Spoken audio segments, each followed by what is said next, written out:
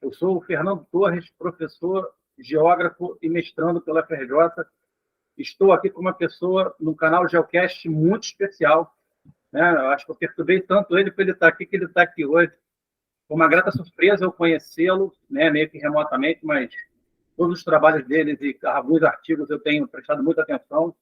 Ele é da Federação Árabe Palestina do Brasil. Estou com o senhor Walid Rabah. Muito bem-vindo ao canal do Geocast. Muito obrigado pela sua entrevista. Tá?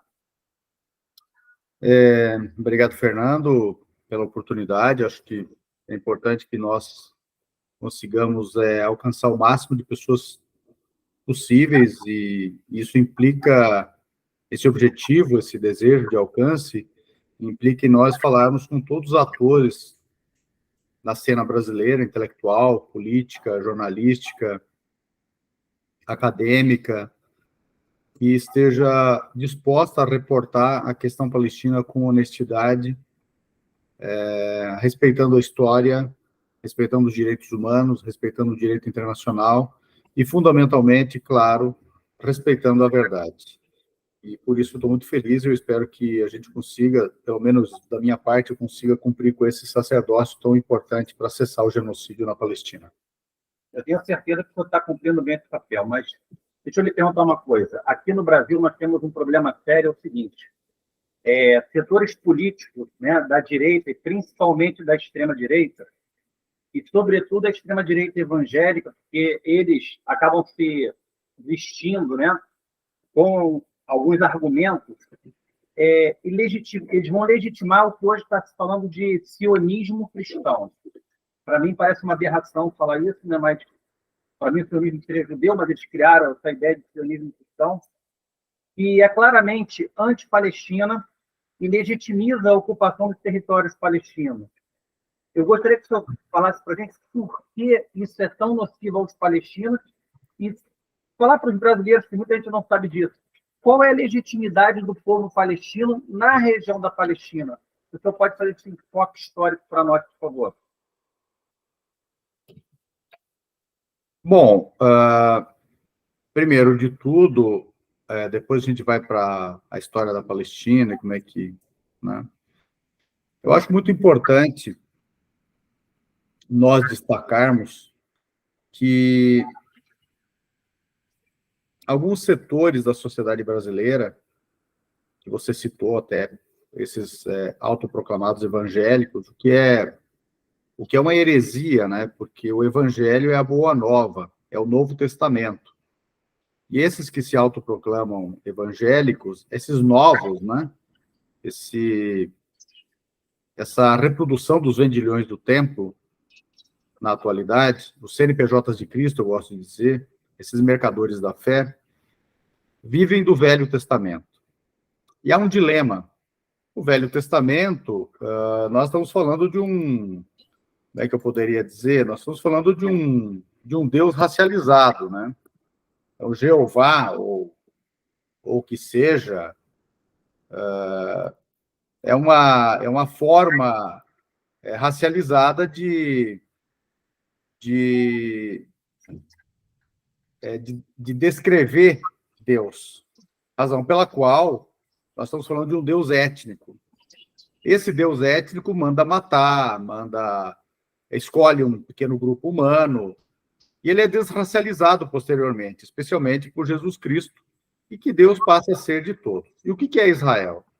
Israel é a encarnação moderna na forma de um Estado nacional, ancorado no colonialismo, no racismo, no supremacismo, e todo ele que deu origem aos genocídios coloniais e não coloniais, porque aconteceram genocídios dentro da própria Europa, e ele passa a se realizar na Palestina. E ele se realiza na Palestina como? Em nome de um Deus étnico. Então, essas pessoas sequestradas da percepção começam a acreditar que estão diante de uma ordem divina para tudo que acontece na Palestina, né?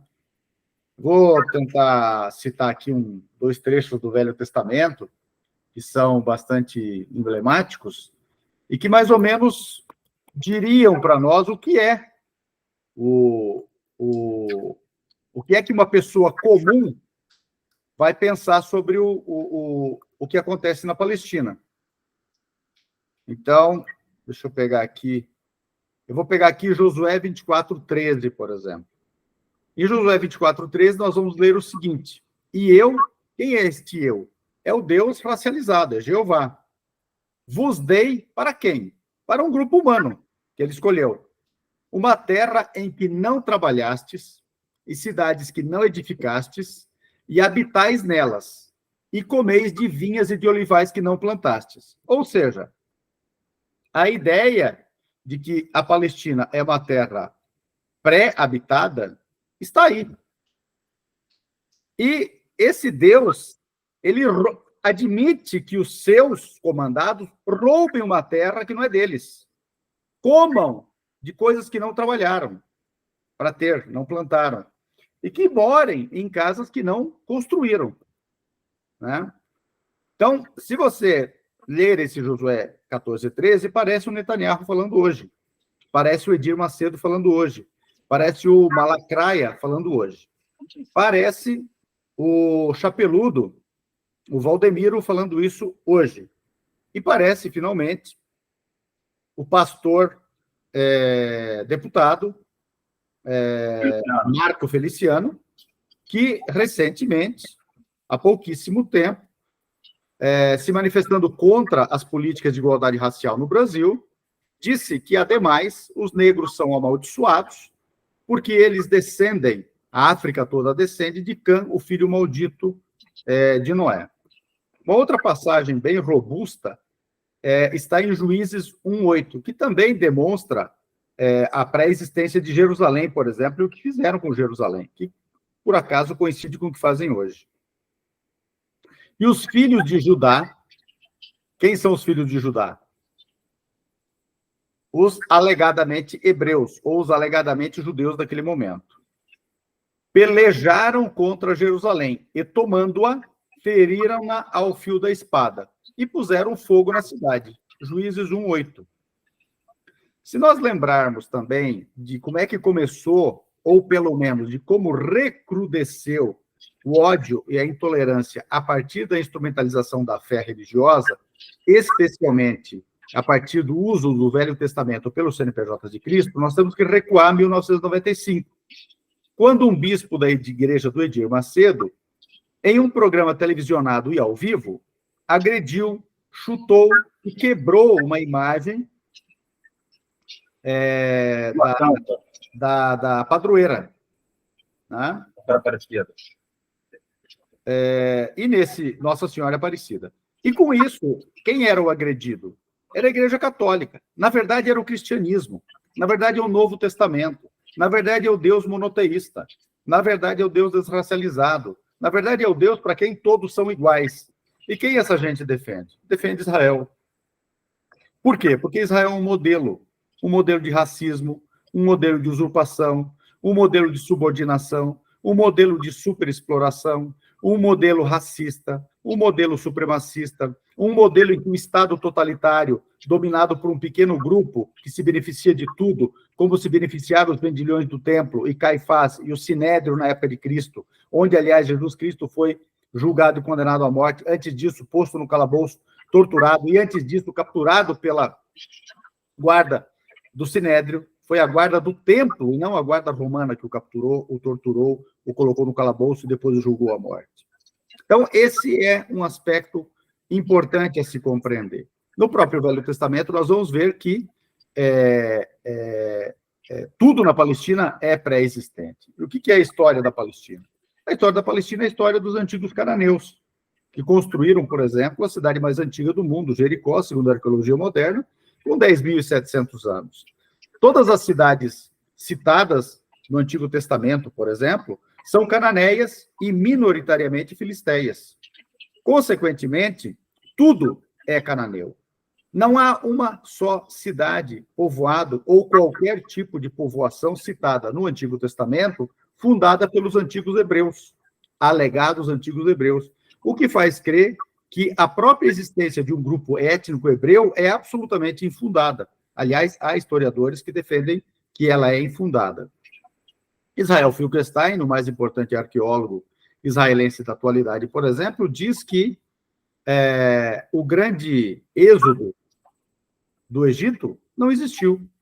Ele diz mais que o alegado segundo templo, também, segundo templo de Salomão, onde estaria uma parte dele, restos, que seria o Muro das Lamentações, e em razão da qual os judeus extremistas reclamam a destruição da esplanada das mesquitas para a reconstrução desse segundo templo, também, segundo o Israel Finkelstein, nunca existiu, não há uma só prova arqueológica ou histórica da sua existência, pelo menos não no lugar alegado.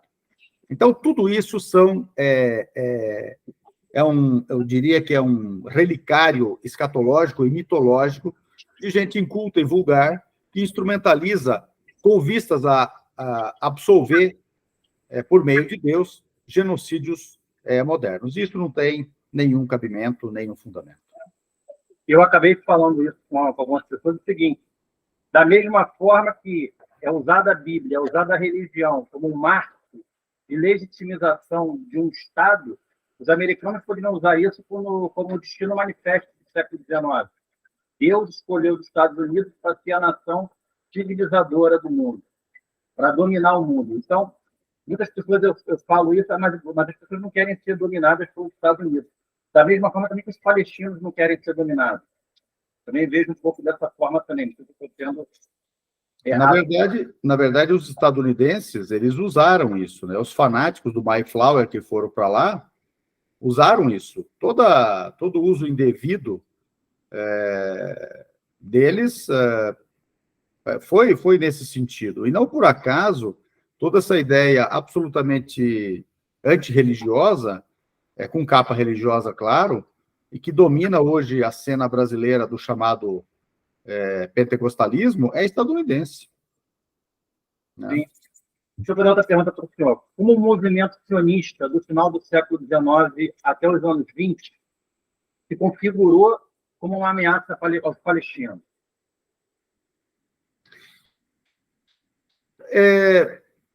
Primeiro de tudo, a gente precisa distinguir o seguinte: não foram os europeus de fé judaica que inventaram o sionismo. Foi uma parcela muito pequena do cristianismo europeu, mais precisamente um tronco do chamado protestantismo europeu, os chamados restauracionistas, que na primeira metade dos 1800 inventam o sionismo. Eles inventam primeiro que os europeus de fé judaica são estrangeiros, vieram da Palestina. Aí eles ressuscitam com isso a ideia de diáspora, que os judeus não levavam a sério, né? Não estavam muito preocupados com isso. Inventam a ideia de retorno. Ao inventarem a ideia de retorno, fazem para quê? Para que se realizasse a obra divina máxima, a do retorno do Messias, prevista na Bíblia, essa coisa toda, e com isso a realização do juízo final. Acontece que, e para isso seria necessário o retorno dos judeus. Com isso, eles estrangeirizam os judeus, semitizam os judeus, que eles não são semitas, porque eles não eram dali, são por conversão ao judaísmo na própria Europa. E, claro, arrumam uma maneira de retirar os judeus indesejados, porque havia um antijudaísmo forte, e ainda por cima, em estando eles na Palestina para a realização do juízo final, acontece a suprema tragédia contra os judeus, já que eles têm que se converter ao cristianismo ou abrasar no inferno. Somente depois da segunda metade dos 1800 é que uma parcela de uma certa elite euro-judaica começa a absorver essa ideia e começa a entender que a única salvação da perseguição que os euro-judeus sofriam na Europa era realizar um processo de autodeterminação fora da Europa. E aí surge, em 1896, uma obra de um jornalista de fé judaica, ou de família de fé judaica austro-húngaro, chamado Theodor Herzl, que escreve o Estado Judeu. O Estado Judeu já preconiza um Estado exclusivamente judeu em alguma parte do mundo, aventa Argentina, aventa Uganda, aventa Madagascar, aventa Nova Zelândia e Palestina. Inclusive, precisaria exterminar qualquer povo que estivesse ali nessa localidade, a ser destinada, e em 1897 escolhem a Palestina. Bom, Isso não se realizaria, esse projeto colonial por assentamento e limpeza étnica, se não fosse os britânicos, uma potência colonial, abraçar isso. Os britânicos abraçam isso em 1917, numa declaração chamada Declaração Balfour, de 2 de novembro de 1917, na qual, em 67 palavras, eles dizem, essa carta é endereçada a um banqueiro, Walter Rothschild, inglês, sionista inglês, banqueiro, e a manifestação ali é de simpatia da coroa britânica por um lar nacional judeu, na verdade, por um Estado nacional exclusivamente judeu, na Palestina, nesse caso. Há uma ressalva de que a população, as populações locais não judaicas pré-existentes não terão prejuízos em seus direitos nacionais e religiosos. Nisso, na verdade, é uma maneira positiva de negar os direitos nacionais, já que os direitos nacionais são reservados só para os judeus. Automaticamente se cria ali o apartheid. E o povo palestino não é citado nenhuma só vez. Isso evolui para 1920, já está terminada a Primeira Guerra, já havia os acordos secretos Sykes-Picot, que são materializados na Declaração Balfour, de 1916, Sykes-Picot, em que franceses e britânicos traem os árabes na promessa de autodeterminação de todos os árabes em troca da aliança que os árabes fizeram com franceses e ingleses contra o Império Otomano, que era aliado dos alemães naquele momento, na Primeira Guerra Mundial. Em 1920, na Conferência de San Remo, da qual já tomam parte os Estados Unidos, a região tem suas fronteiras coloniais definidas. A Palestina é definido um mapa para ela, que é um mapa colonial, para realizar ali o empreendimento colonial sionista e a limpeza étnica da Palestina para esse intento.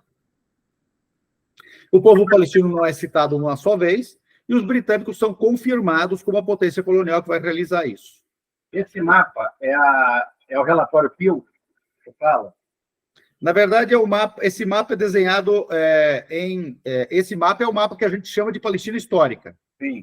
Tá? Só que ele não é da Palestina Histórica, ele é um mapa colonial, que é esse mapa que depois de 1947 serve para a chamada partilha, a resolução da partilha.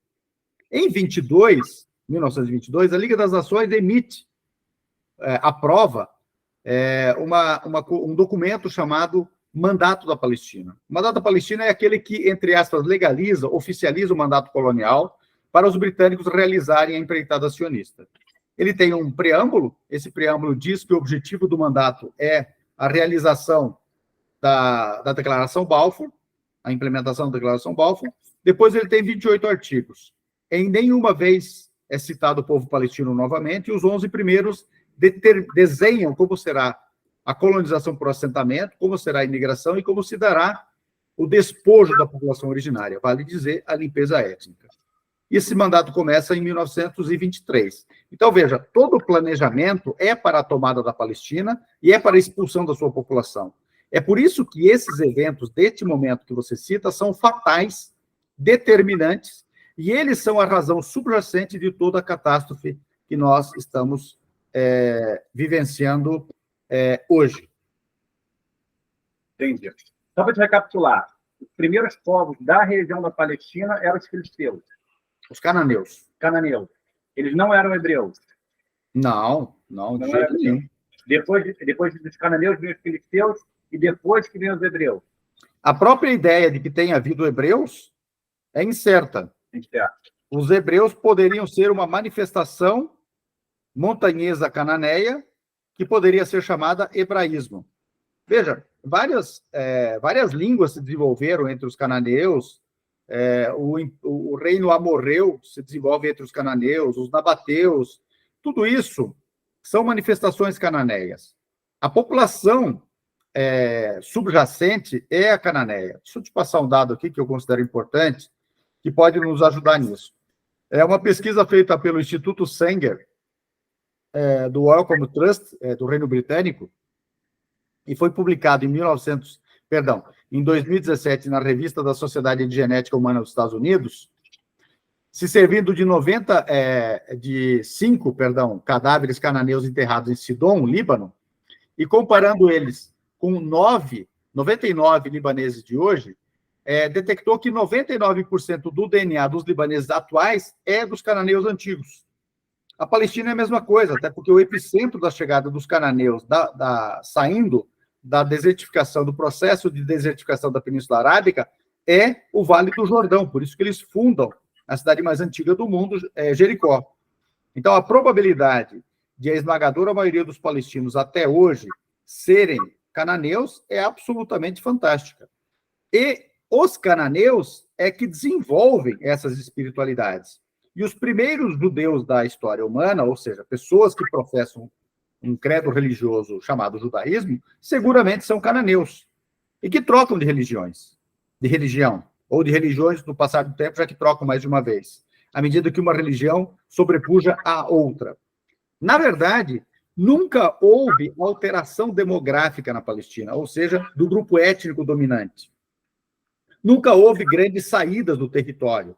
O que houve foi mudanças de domínio imperial e mudanças culturais ou religiosas neste passar de tempo.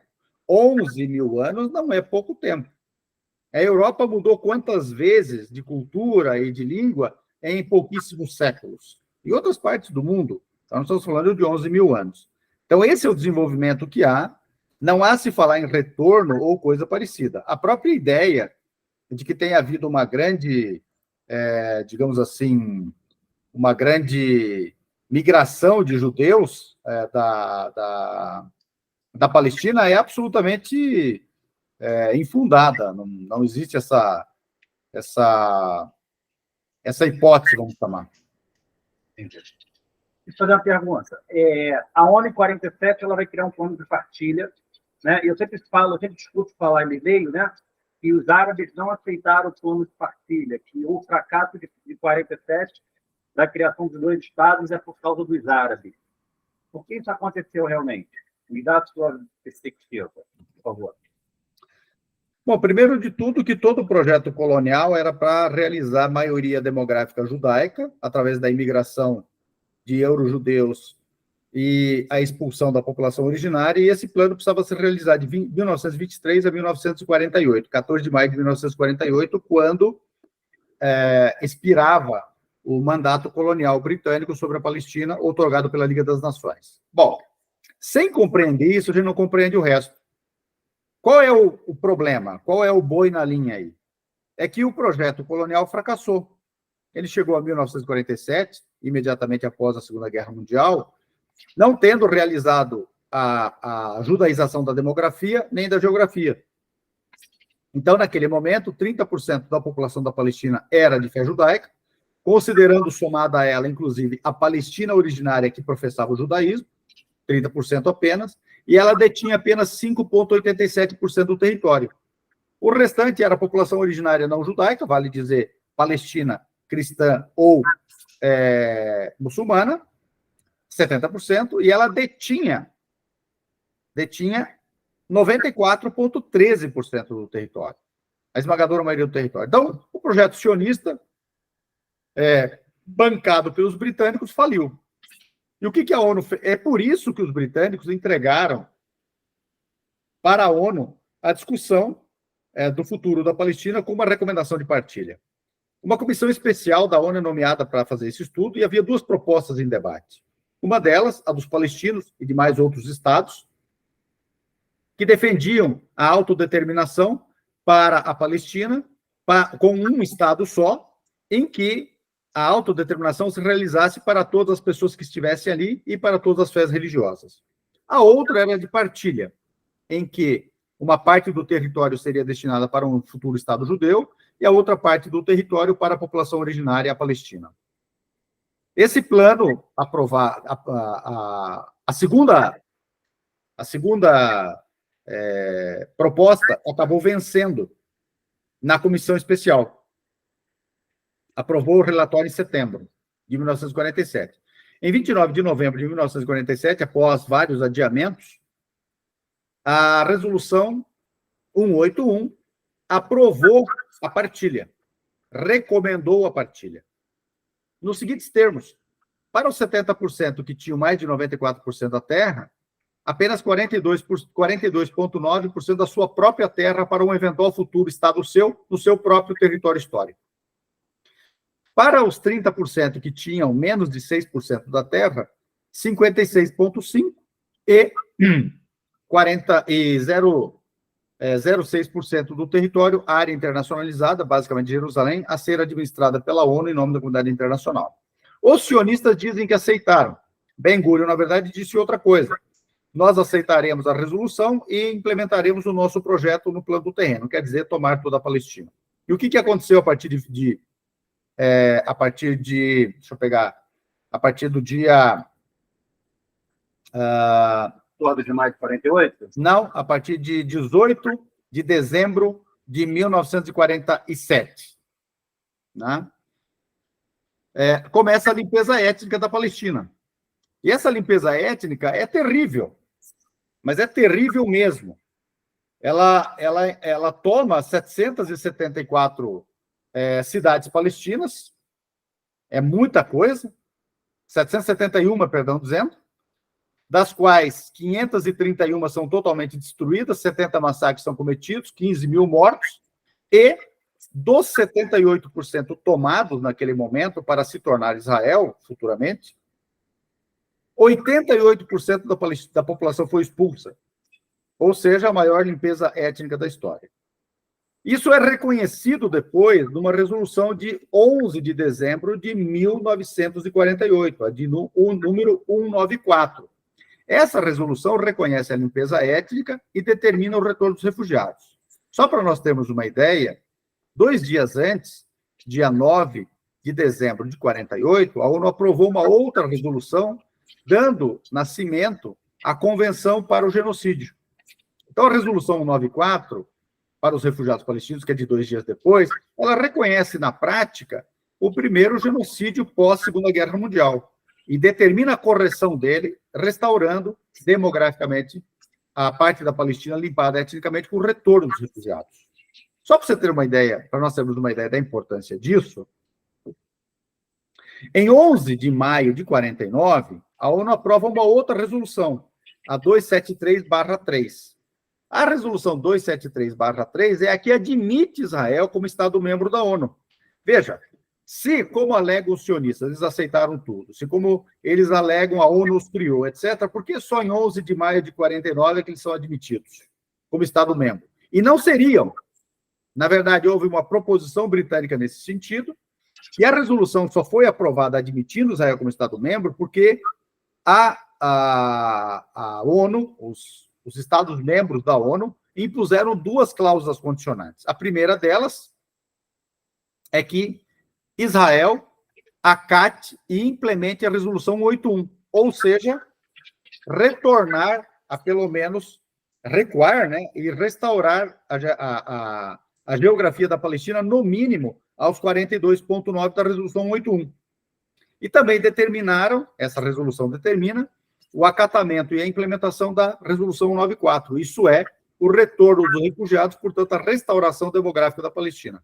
Claro que isso tudo até hoje não foi obedecido, e mais do que isso, mais território foi tomado pela força, mais colonização, mais ocupação, a implementação de um regime de apartheid reconhecido já em 6 relatórios da ONU e todas as ONGs internacionais de direitos humanos, dentre elas, a que emitiu o relatório mais robusto, a Anistia Internacional, bem como há agora o reconhecimento claro de um genocídio em curso. Essa é a realidade. Israel é totalmente ilegal.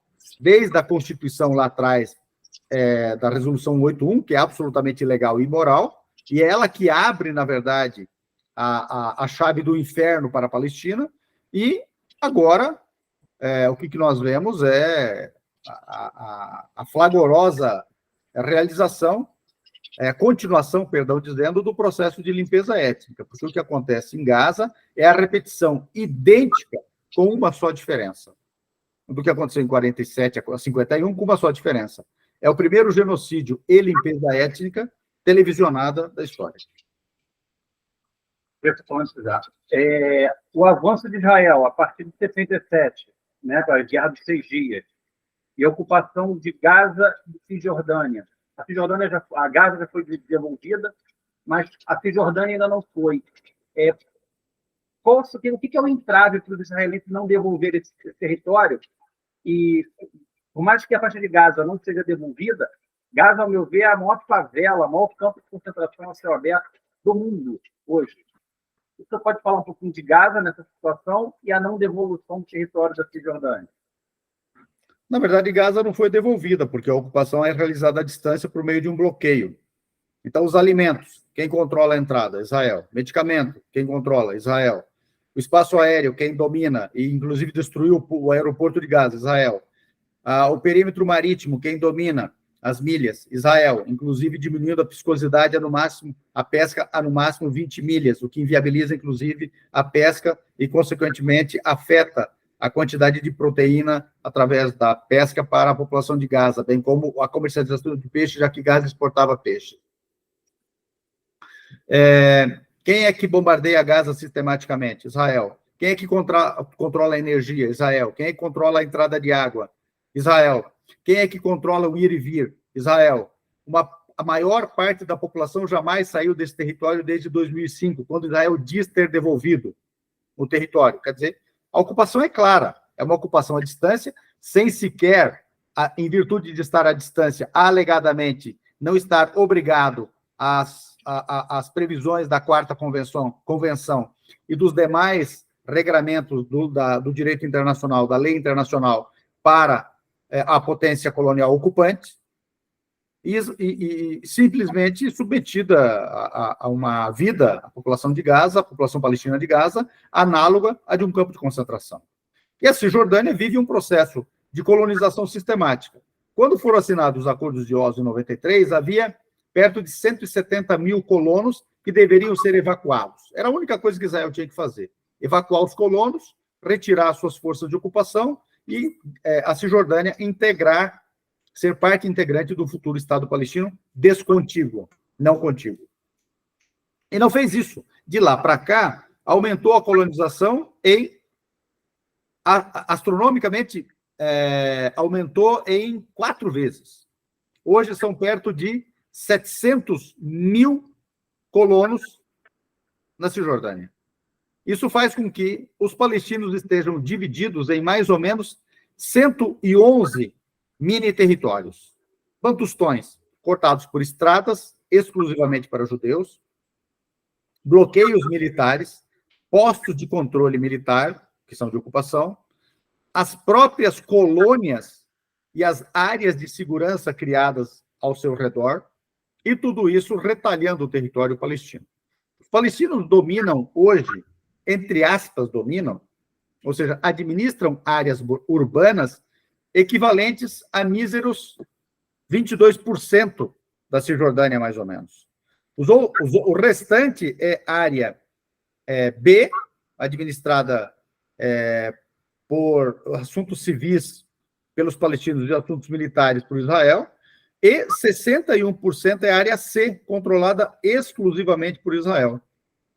Então, da Palestina histórica, os palestinos dominam hoje, no máximo, ocupam e têm alguma autonomia em, no máximo, 9% do território da Palestina histórica.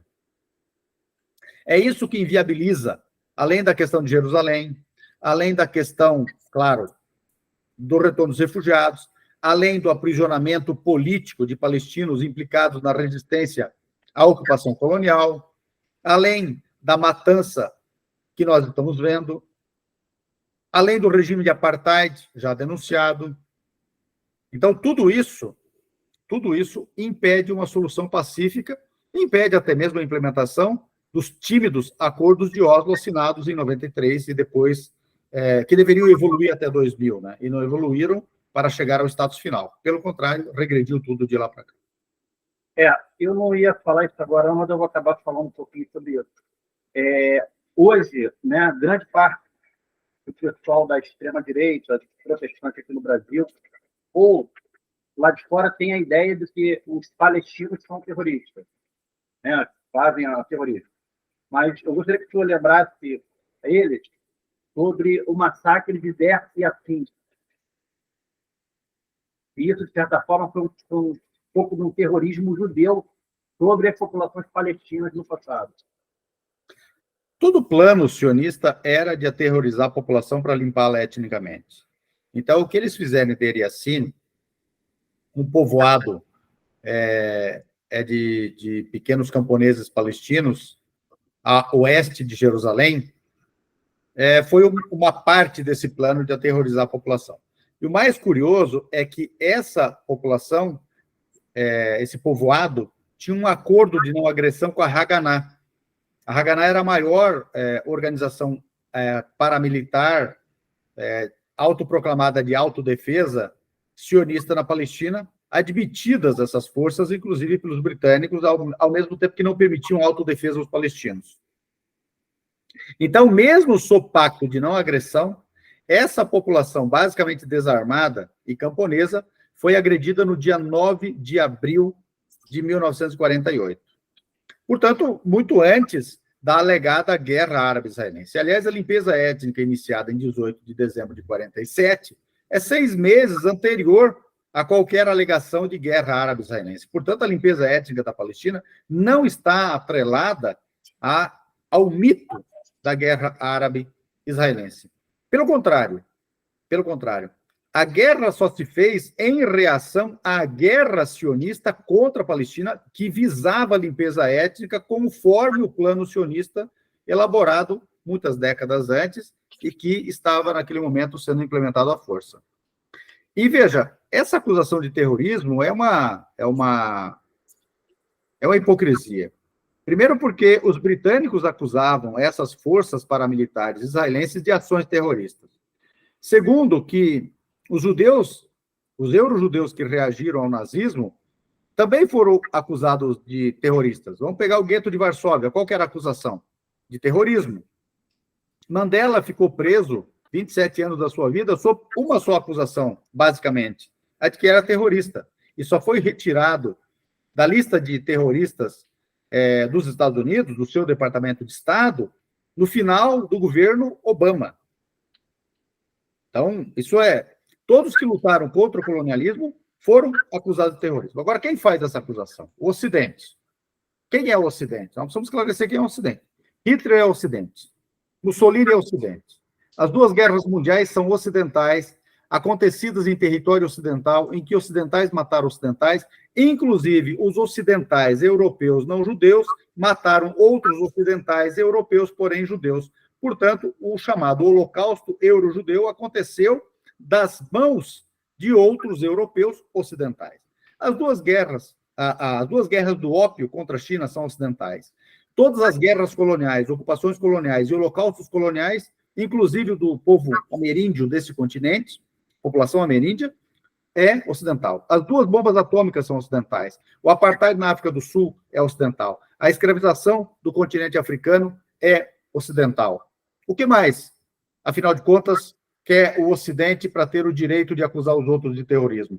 Todos os crimes de lesa humanidade, no mínimo dos últimos 500 anos, todas as barbáries e todos os genocídios são ocidentais diretamente ou patrocinados pelos ocidentais, inclusive realizados com as suas armas, quando uns aliados seus, em alguns lugares do mundo, mataram outros que se opunham à própria governança imperialista e, claro, ocidental. Todos os golpes militares nesse continente foram apoiados, aliás, organizados e depois apoiados pelo Ocidente, na sua realização e depois na sua manutenção. Veja o que matou de gente, por exemplo, o Somoza, na Nicarágua. Isso são todos crimes ocidentais. Na Guatemala, em Honduras, no Paraguai, na Argentina, no Chile, tudo isso é Ocidente. Então, e por que Israel se diz Ocidente? Por isso, porque Israel nada mais é do que um posto avançado, aliás, como Theodor Herzl definiu que seria um futuro Estado judeu no Oriente Médio para as potências coloniais europeias, é uma ponta de lança do Ocidente contra o Oriente. É contra todo o Oriente. Mas ele se realiza, claro, na Palestina. Por isso que o genocídio é realizado em solo palestino contra o povo palestino. Essa é a sequência. E é disso que nós estamos falando. Isso sim é terrorismo, e esse genocídio que está acontecendo agora na Palestina é a amostra maior disso. A gente tem um discurso muito próximo desse sul contra o norte. A gente tem essa proximidade de minha, com essa sua. discurso do Sul, e tomara que o Sul, os BRICS, tenham uma força cada vez maior. Né? Espero que a China seja aí um ator que ajude a Palestina a ser livre, que a Palestina merece, ao meu ver, né? E tenha um pouco de discurso contra nós. Me fala uma coisa, a atuação de grupos palestinos ao longo da história, o Al-Fatah, a criação da OLP, hoje, como se eu considero o Hamas, isso, de certa forma, a agressividade de Israel tornou um vácuo para a Palestina, e a Palestina tem que meio que dar um jeito de se autogovernar, se auto-organizar, até para ela tentar ter uma voz para ser um futuro Estado. O grande problema da Palestina não são os seus grupos. Os palestinos não pensam. Não há uma unanimidade entre os palestinos, como nenhum povo, claro, tem unanimidade, em todos os assuntos. Então, os palestinos têm divergência quanto ao futuro Estado que terão, a forma de governar, se será um Estado islâmico ou não, por exemplo. Essa é uma. Mas, grosso modo, a esmagadora maioria da população palestina é laica e deseja um Estado laico. O grande problema nosso é a ocupação. É a ocupação que impede, por exemplo, eleições. Israel, por exemplo, quer impedir que a população palestina de Jerusalém participe das eleições legislativas e presidenciais, bem como impede que haja uma governança em uma municipalidade para Jerusalém Oriental, no mínimo, Palestina. Como é que vai haver, por exemplo, um processo de normalidade democrática com isso? Como é que vai haver um processo de normalidade democrática e de governo com 700 mil colonos e o território palestino retalhado em 110 pedaços da Cisjordânia? Como? Como é que vai haver um Estado palestino normal e viável com uma parte da sua população ilhada num campo de concentração chamado Gaza, sem contiguidade com o território da Cisjordânia, e também sem a possibilidade da troca de mercadorias, portanto, bens, serviços, e ir e vir da própria população? O grande problema da Palestina é a ocupação, a colonização, o apartheid, a presença militar israelense no entorno de Gaza, e bem como dentro de Gaza, porque se ataca Gaza o tempo todo, sobrevoa Gaza, e os seus mísseis alcançam Gaza, está dentro de Gaza. E na Cisjordânia, a mesma coisa. Atualmente, em virtude de uma série de fatores, há, infelizmente, uma separação territorial e governamental e de gestão entre Gaza e Cisjordânia. O que nós, da FEPAL, por exemplo, reclamamos? Nós reclamamos que haja um processo de reconciliação nacional, a construção de um governo de emergência nacional e de unidade nacional para apresentar ao mundo possibilidades de solução negociada e que a colonização cesse, acabe o apartheid, tenha um Estado palestino viável, seguro, democrático, próspero, com fronteiras definidas, espaço aéreo definido, porto definido, retorno dos refugiados, resolver a questão de Jerusalém. É isso que nós precisamos. E acredito, inclusive, que num processo de transição com proteção internacional da agressividade fatal israelense. É disso que nós precisamos. O Estado palestino hoje, ele tem uma viabilidade econômica para existir? Se ele existir sem a ocupação, sim. Por exemplo, se nós tivéssemos resolvido a questão com Oslo e, no máximo, mais 5 anos depois de 2000, quando era para definir o status final, nós tivéssemos resolvido o problema, seguramente a economia palestina seria de 7 a 10 vezes maior do que é hoje. Até porque, quando começou a ser implementado Oslo, a faixa de Gaza, e eu visitei ela em 97, era simplesmente um canteiro de obras. Tinha um aeroporto, tinha um porto em construção, estradas e ruas fantásticas na cidade de Gaza. Só para dar o aeroporto foi destruído por bombardeio do Ariel Sharon. Foi destruído em 2000. Pelo Ariel Sharon, se eu não estou enganado. Foi destruído em 2000. Pelo Ariel Sharon. Quando foi destruída parte da infraestrutura da Cisjordânia também. Sim. Então, assim, se eu falo que economicamente é viável, então, tem parceiros comerciais, a Palestina teria parceiros comerciais, tem hoje parceiros comerciais? Tem, mas isso tudo é dificultado pela ocupação. A alfândega, o controle da ocupação, as taxas são arrecadadas pela ocupação e repassadas em parte apenas para a Autoridade Nacional Palestina. Então, os palestinos não têm tranquilidade para produzir. Veja, como é que Gaza vai produzir? Sob cerco. Como é que os palestinos vão produzir sem irrigação, por exemplo?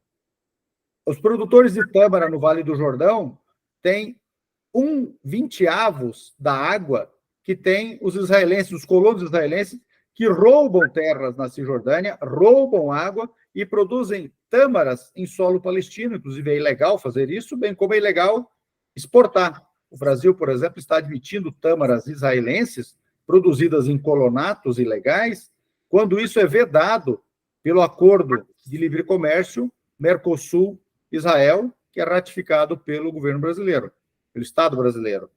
E ali há uma cláusula vetando que os países do Mercosul importem de Israel produtos ou serviços realizados em território ocupado.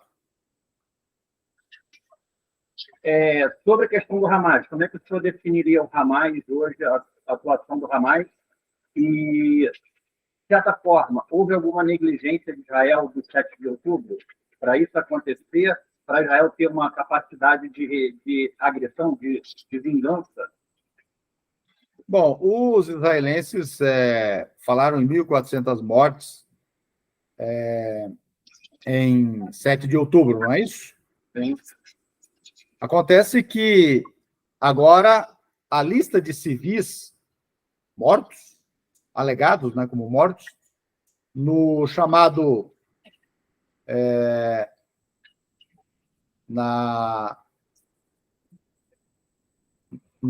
deixa eu ver aqui exatamente, a Agência de Segurança Social de Israel, de Seguridade, trouxe 695 mortos, então já não são 1.400. A maior parte desses mortos, agora se está comprovando, inclusive tem uma imagem que nós estamos publicando hoje no nosso perfil de Twitter da FEPAL, mostrando a imagem de ataques israelenses à residência desses kibbutzim, desses residentes em kibbutz ao redor de Gaza, que teriam sido atacados. É provável que a quase totalidade dos mortos tenham sido assassinados pelas tropas, armas e munições israelenses.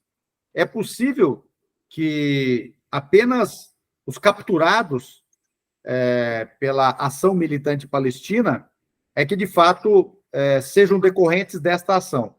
A esmagadora maioria das mortes foram provocadas por Israel. Mas por que Israel apresentou esse número magnífico? Primeiro, para dizer que houve um genocídio. Segundo, para dizer que essa foi a maior matança de judeus desde as guerras ou desde os crimes da Alemanha nazista. E, com isso, justificar uma reação existencial de Israel, alegando um perigo existencial e um perigo aos judeus no mundo, e, com isso, massacrar, promover um genocídio em Gaza. Bem, como isso tudo já está sendo demonstrado que foi tudo mentira, a grande questão também sem cair em teorias da conspiração, foi-nos dito no dia 7 que as pessoas atacadas estavam numa rave e por isso não houve reação, as pessoas estavam desprevenidas. Ok. Todos os satélites dos Estados Unidos estavam numa rave? Todos os sistemas eletrônicos de segurança, inclusive israelenses, estavam numa rave? Todos os serviços de inteligência do mundo estavam em alguma rave em Marte? Então, nós precisamos questionar isso tudo. Israel pretendia e continua pretendendo uma solução final na Palestina. O que agora Israel está implementando, por exemplo, com 27 mil assassinados, dos quais, entre mortos e desaparecidos, quase 13 mil são mulheres e perto de 7 mil são crianças e entre 6 e 7 mil são mulheres. Essa é a maior matança de mulheres e crianças em um conflito bélico na história. Só para nós termos uma ideia, morre diariamente na faixa de Gaza 50% mais crianças do que morreram diariamente durante a Segunda Guerra Mundial. Esse é um dado concreto. 305 mil residências em Gaza estão inabitáveis, porque totalmente destruídas ou parcialmente, sem condições de ser habitadas. Estamos com 1,9 milhão de deslocados, dos 2,2 a 2,3 milhões de habitantes, e atualmente concentrados em 1/7 do território ao sul e segue sendo atacado. Da cidade de Gaza ao norte, todos os hospitais foram destruídos, e o maior, o de Shifa, foi atacado ontem, na última célula sua que funcionava, que era o centro cirúrgico, e ele já não funciona. A Universidade de Gaza, o curso de medicina da Universidade de Gaza, depois de desocupado e intacto, foi implodido. A maior escola da ONU, a mesma coisa. Agora, grandes blocos residenciais desocupados, porque a população não está ali, estão sendo implodidos. O que está acontecendo nesse momento é exatamente o que aconteceu entre dezembro de 1947 e 1951, quando se realizou a limpeza étnica da Palestina. A tomada do máximo de território, a limpeza da população, limpeza étnica do povo palestino dessas localidades, e depois a sua destruição. A faixa de Gaza está sendo tornada inabitável. Desses 1,9 milhão de deslocados, 15% tratavam de alguma doença, e agora 74 dias não tratam, e provavelmente haverá consequências graves, inclusive de morte. 3 mil palestinos que tratavam de câncer, há 74 dias não tratam de câncer. Morrerão, infelizmente. A esmagadora maioria, se não todos os feridos, quase todos mutilados e graves, não tem hospital, medicamento, médicos ou anestésicos para suas cirurgias, e sangram a céu aberto. Estão enfrentando infecções a céu aberto, porque as suas residências foram destruídas. Estão sob lona, chuva e frio ao sul, em 1/7 do território. A esmagadora maioria crianças, porque 700 mil dos 1,9 milhão deslocados são crianças. E, para finalizar, vou aqui passar os dados atualizados que nos chegaram hoje, da fome. O que nós temos agora aqui? 71% da população de Gaza sofre de fome severa. 98% em condições de insegurança alimentar. 64% depende de alimentos vencidos, selvagens ou crus para aliviar a fome. Segundo a ONU, o conjunto disso tudo, mais não haver saneamento, haver inundações em decorrência da chuva, os cadáveres que apodrecem sob os escombros, inclusive de animais. Estamos falando de milhares, com os animais, dezenas de milhares, não é? E a ausência de água. Tudo isso somado faz com que a ONU tema que mais 27 mil pessoas venham a morrer, fazendo com que, com os desaparecidos sob os escombros, são 27 mil mortos, cheguemos a 54 mil mortos. E esse seja o maior genocídio, o maior desastre humanitário da história. Você falou assim, e eu pegando esses números na minha cabeça, é extremamente estarrecedor. Tá? A noção está aqui dentro aqui é muito complicado. Enfim, para a gente começar a fechar, o revisionismo histórico que é feito por alguns próprios judeus, né, como Ilan Pappé, por exemplo, reafirma tudo que você fala sobre a condição de Israel? Seguramente, inclusive a potência das informações novas publicadas nessas obras, e em várias obras do historiador palestino, esqueci o nome dele agora, me escapa, mas já recordo, mas o Ilan Pappé é muito importante nisso, revelam com dados muito robustos a limpeza étnica acontecida na Palestina. Isso tudo com documentos, inclusive documentos até então sigilosos, dos israelenses, né? Então, o que hoje nós temos? A irrefutabilidade da limpeza étnica da Palestina. E os mitos sionistas, o mito da guerra imposta a Israel, o mito de que os refugiados saíram porque quiseram. Claro, se eles quiseram, quando eles quiseram voltar, porque não puderam voltar. Quer dizer, o mito sionista não se sustenta nem em si mesmo, né? Então, não tem como parar em pé a narrativa sionista e israelense. Hoje, qualquer pessoa que queira estudar a história da Palestina, da limpeza étnica, terá farta literatura a respeito. Inclusive, tem duas obras que eu considero também muito importantes. Uma delas é A Invenção do Povo Judeu, e a outra, A Invenção da Terra de Israel, ambas de um historiador israelense, Shlomo Sand, que eu acho de fundamental leitura. Deixa eu só te passar agora aqui também do historiador palestino aqui. E sim, se eu puder me passar esses artigos, essa bibliografia, será muito importante. Eu já deixo na descrição do vídeo. E para nós fecharmos, né, além dessa espetacularização do massacre, do genocídio, como você já falou,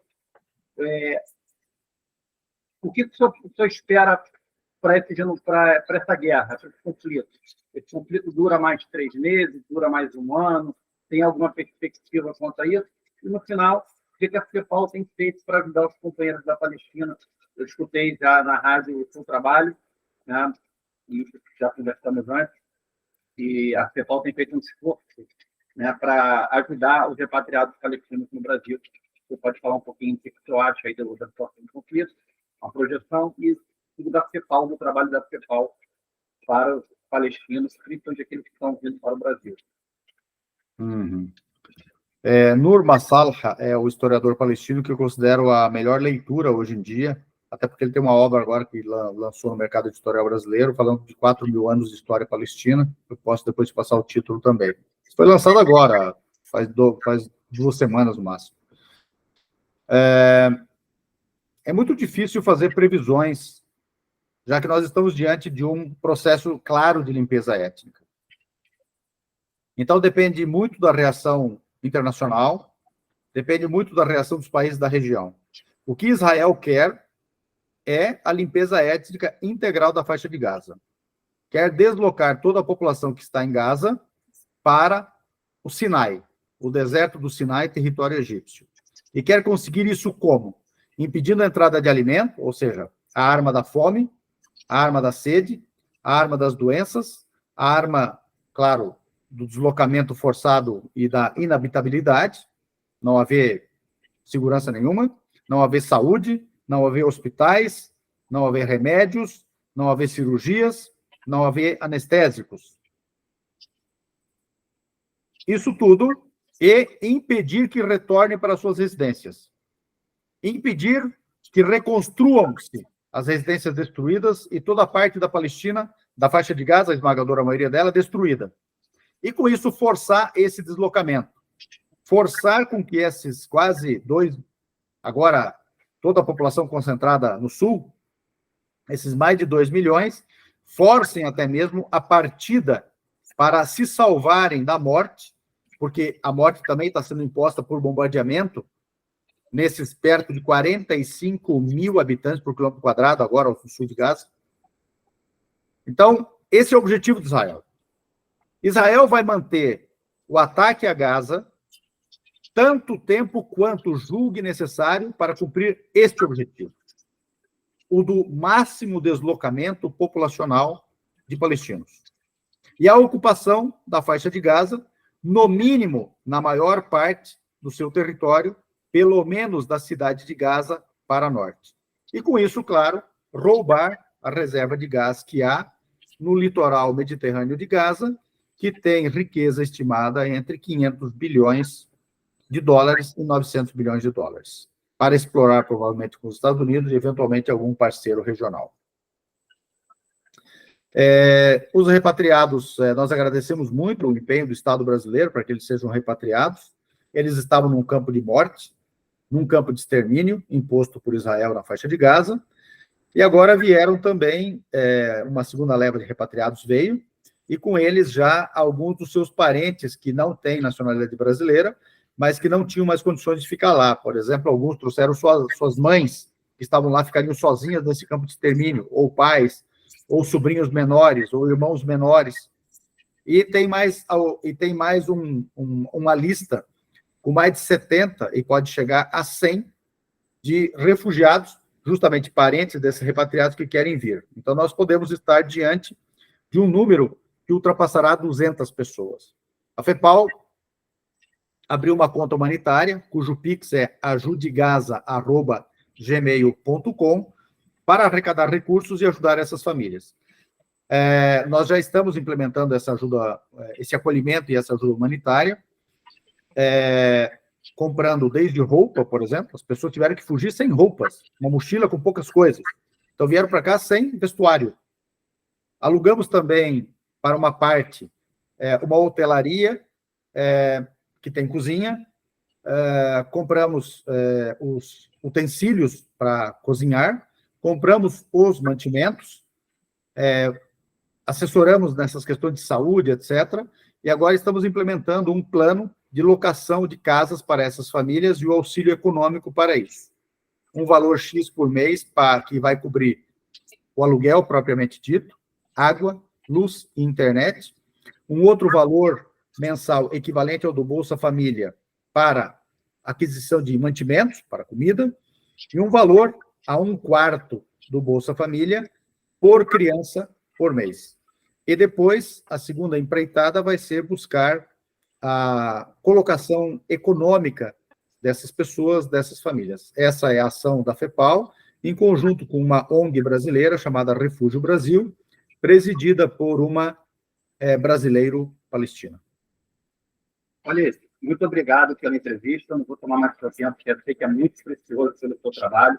Vou te chamar de companheiro, porque a sua causa também é minha causa. Obrigado. Vou deixar aqui na descrição aqui o Pix, né? Se puder depois mandar, eu vou botar a conexão para as pessoas poderem ajudar aí.